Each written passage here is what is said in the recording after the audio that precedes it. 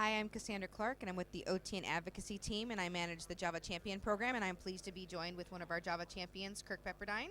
Thanks for joining me here at DevOx. My pleasure. Always fun to be at DevOx. It's a nice annual event for me. How many years have you been here, or how many events? Ooh, I would say I've been probably to at least 10 of the 15 DevOxes. Oh, wow.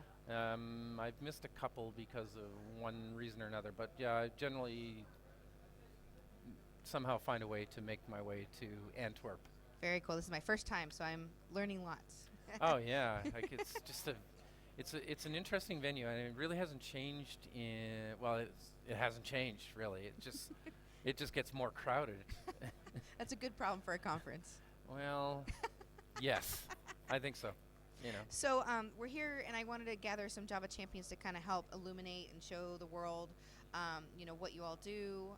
You're a lot of luminaries and experts, but it's not just that. It's also what you give back to the community. So I just wanted to ask a couple questions, if that's all right. Sure. So first question is, what do you do for your day job? That's a good question. I guess I've been lucky that I don't really have a day job. Okay. If you haven't noticed. But I end up actually just looking at lots of random bits of data from lots of different systems, from lots of people who are, I'm happy to say, are willing to give me money for looking at lots of bits of data from lots of different systems, and basically do diagnostics, for performance diagnostics for them. And I run a performance tuning workshop. Okay. It's it's the original performance tuning workshop. We wrote this with Jack Shirazi many years ago, and of course, for me, it's a constant chore to keep. Well, not chore. It's a little harsh, but it's certainly not the same course that we started with. I keep evolving it pretty much between every single delivery. I'll deliver, and then immediately something will happen. We learn something. We see something new or interesting or fun, and we say, okay, that fits here. This is no longer applicable, so out that goes. New material goes in, and that's pretty much what I do for a day job. Okay.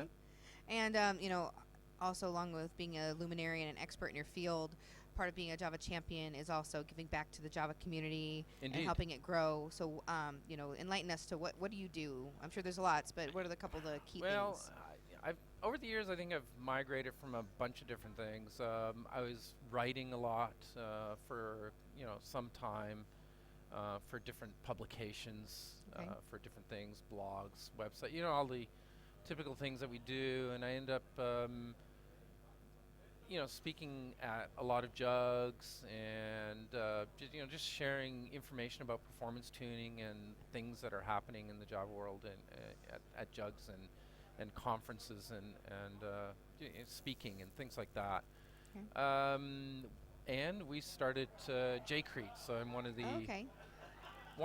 founding founders of JCrete. We generally give credit to Heinz for mostly for the whole event, but there's another person involved. There's John Costera. So Heinz and I talked about it originally, but it really took John, as I say, it was the catalyst to actually make it all really come together and happen. And then we've had a lot of other people involved also that are Java champions, and we thought, okay, so what do we want? Well, we looked at what Bruce Eckel was doing, and we said, that's fun.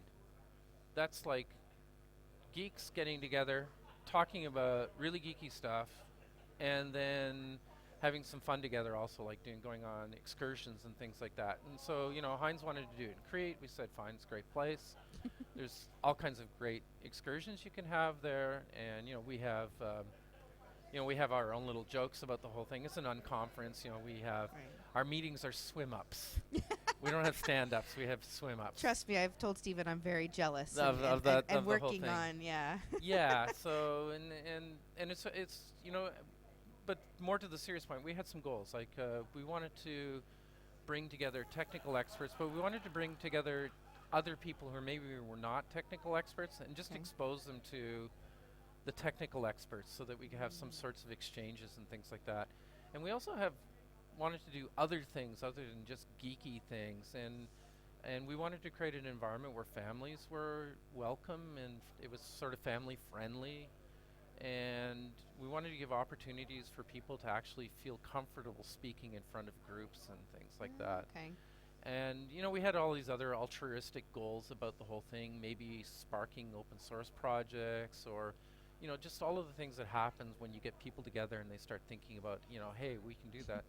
And I would say that we've been fairly successful. We've had a number of people become Java champions because of JCrete, Okay. because they've gone out afterwards and they've done the things that basically helps them to qualify for the program. Right. We've had a lot of people.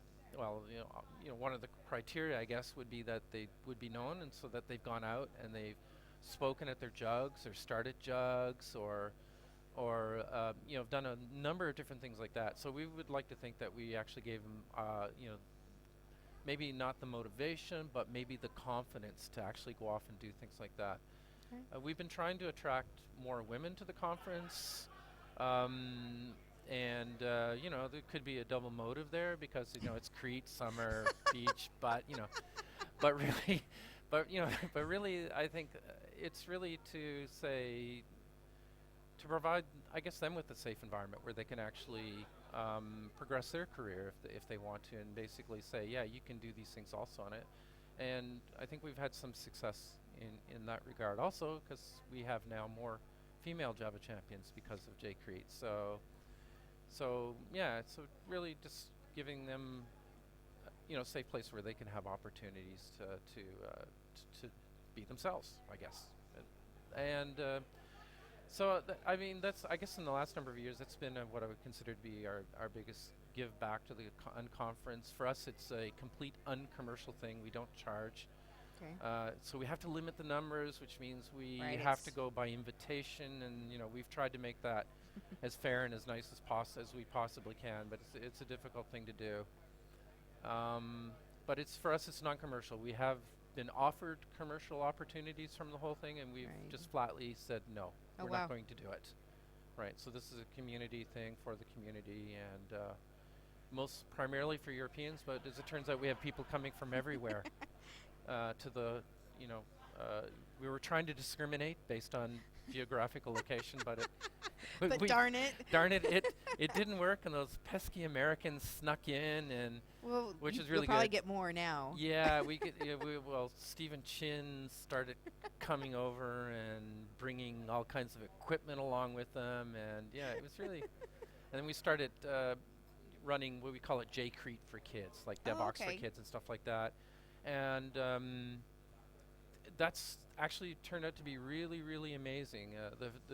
So Crete's an island, and to get there, you pretty much have to swim or boat or fly or Okay. find some way to get on the island. And we've had people from all over Greece showing up, going like, okay, how do we do this? How do we get our kids more involved? Oh, wow. So people were flying in from Athens, professors, teachers, things like that, to say, okay, how can we do this? So it was. So we consider that to be somewhat of a success also, if I can be so bold to make that claim. Yes, I think You know. you've earned that. So I think that's been another part of the community work that I do, and then there's probably some controversial things that I end up doing, which is, if we can speak candidly about it, is basically just monitor and look at the health of OpenJDK and try to move that forward, see if we can get more participation from other companies, and try to get processes and things open so that other companies are actually able to contribute to the project. And of course that comes with its own sets of difficulties also. Right.